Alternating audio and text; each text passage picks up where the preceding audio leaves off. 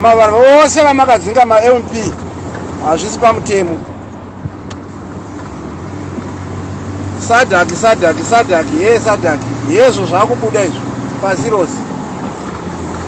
Tinoenda kuindependence tine rusununguko izvo. Shomunoda wetindire kuindependence ishi.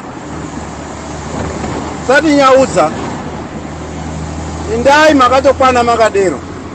Ndai munotorana nevamwe vanhu vemota vamaigovera mota ndo vamwe venyu vezanu ivavo. Masquera say Mure Zimbabwe, welcome to our channel Zim Confessions and Deep Secrets. Kana kariki kutanka kukuya paneno channel, please don't forget to subscribe. Kana uchingwa gara ka subscribe, don't forget to comment and share this video. Nasi Mure Zimbabwe takuigira ino yakaitika ku mabvuku Mure Zimbabwe ni nzvimbo dzakaita sana Caledonia. Uko kune masupporters eZanu PF akaprotesta achiramba kukwira bhazi iro raenda kwaMurambinda nevanhu veZanu PF kwacelebrate kwa independence. Ndafunga mabhazi akaiswa nzvimbo dzakawanda aizotakura vanhu achienda nawo ku nzvimbo yaMurambinda Mure Zimbabwe kwacelebrate kwa the 44th independence. So kurunzi pane bhazi rakaenda rakatakura vanhu 2 Mure Zimbabwe, and only 2 supporters dzeZanu PF dzakaenda Mure Zimbabwe. So pane audio yatakuvigirai one of my facilitators achichema achicomplaina achiti vanhu vari kupi Mure Zimbabwe, achitaura achiti vanhu vakasaenda, bhazi raisazowanikwa richiuya kuzotakura vanhu pane mamwe mafunctions achaitwa pamberi apo Mure Zimbabwe. Hazina kupera mushe mamwe masupporters abva areply muWhatsApp group iroro nemaaudios vachitaura ivo vachiti vaneta nekunyepedzera kusapota ZANU PF vachiti hapana kwavari kuenda.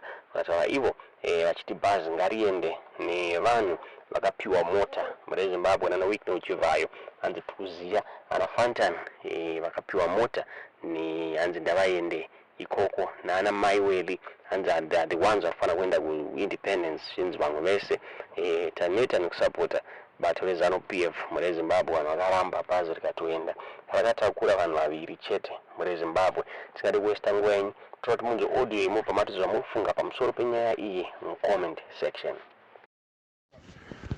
Makomrades, Masquera sei bhazi riri pagazebo and panongoone vanhu 2. Kana musikuda kuenda ingotipindurai toziva kuti hapana vari kuenda, bhazi rosimuka.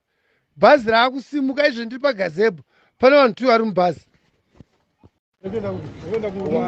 Vanhu vemuCaledonia wokamutamba rusununguko ward 25 Redway. Bhazi harina vanhu, saka in future bhazi haripoti richiuya kunoku, nokuti bhazi rikaenda kwaMurambinda risina vanhu zviri kurevei. Makomrades, bhazi raakusimuka kunongoone munhu wokuRex Nhongo pazvakavambwa nekutonga kwaro. It means kumadhistisi kwese hakuna kubva kana hafu yemunhu chaichaiyo.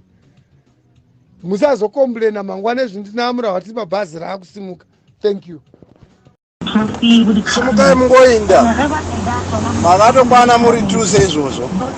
Ndimi vanhu vacho, munoda vamwe vanhu vangani? Ko iye mitu ndimi vezanu. Ko muinda muchida kudana vanhu vasiri vezanu. Imi 2 ndimi vezanu. Chokwadi machiwana. Kuti pasina kumanikidzwa, pasina fazi, pasina masabhuku nemadzichi vanomanikidza vanhu, munongori 2. Ko vamwe vanhu muchavadii?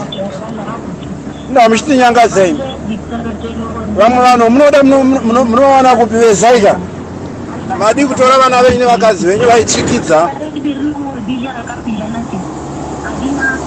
Torai vakadzi venyu vaitsikidza ivava. Ndo vamwe vanhu vacho munofanira kutoedha navo. Vamwe vasiri 2 ndi vanani futi. Iwe nakomrade vako ende munotora vakadzi venyu musadze bhazi muinde. Kana tichikuudzai kuti ZANU haidiwi munoti tinonyepa. Endai muri 2 saizvozvo. Makawanda na driver na kondakita mava 4. Kana muchiona zvisingaiti endai kumba mundotora vakadzi venyu. Endai makadaro. Munoda vamwe vanhu vokudii futi. Vamakapa mota hamuvazivi. Keno maakutanga tsvaga vamwe vanhu kwese kwese vamakapa mota hamuvazivi. Ndee munotora vana machese vavo nevamwe vamakapa mota munovaziva vana Fandani. Ndee munotorana. Gurupu renyu munoriziva, gurupu remota munoriziva.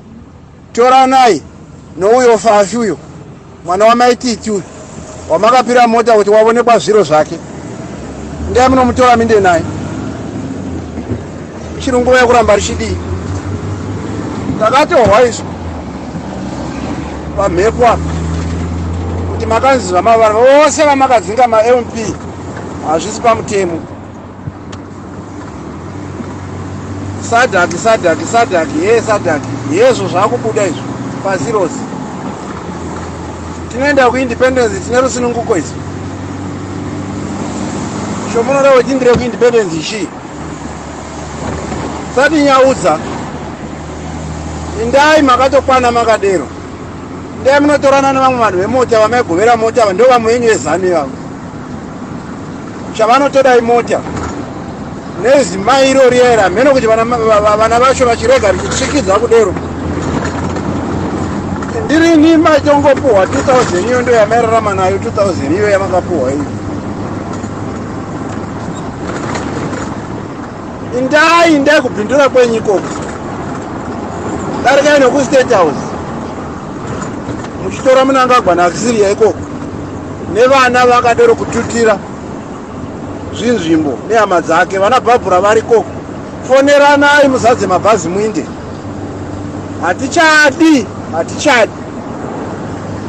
Hatichadi zvamuchose. Maguta kunyarwa. Takatoona kuti kuramba chipiritendi hazviiti. Ndofunga mangozonzwira mega muri Zimbabwe achema murume uyu akataura iye achiti hapana kwavari kuenda hanzi vanhu vakapiwa mota ndavaite ivo vachaenda kuthis function yeZANU-PF. Zvakarewo kwaMurambinda hanzi ward 14 vanhu vakachema vana kufara mushure mekunge pasheyiwa magroceries ayo aipiwa vanhu vachitendwa nekuuya kwavakaita ku-Independence Day celebration muri Zimbabwe. Pana vakadzi vatakuvigirai vakabuda vachichema pane video vatakuvigirai vabuda vachichema vachitaura ivo vachiti ward 14 yakapiwa 2 kgs dzerice cooking ne2 liters cooking oil ne1 cabbage muri Zimbabwe. Zvinzi ndo zvinhu zvaizodyiwa neward yese ward 14 yese muri Zimbabwe. Singazivi kuti chii chakaitika pamagroceries aya. Pangadaro here pana akaba magroceries aya kana kuti tinoda kuti mungoona video iri muhamadza zvamunofunga pamusoro penyaya iyi mucomment section. Pakaoma ndogrocery rese ratakamira 1 lofu rechingwa 2 kg raisi 1 lita yemafuta nekabichi 1 nekapabhekebhuri kakondokana nenyama yacho hatisizo kuti ndozve ward 14 zvacho zveward ndezveward